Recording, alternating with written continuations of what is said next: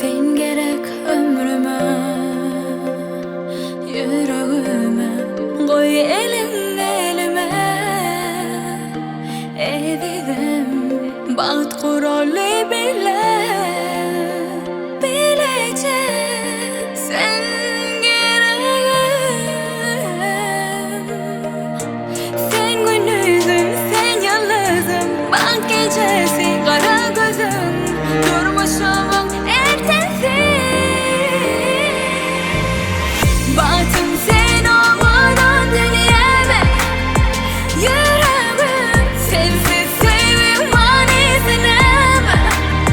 Gereğim sevmem sen bu ömrü sevmeli. Şagadan benim şahidim senin.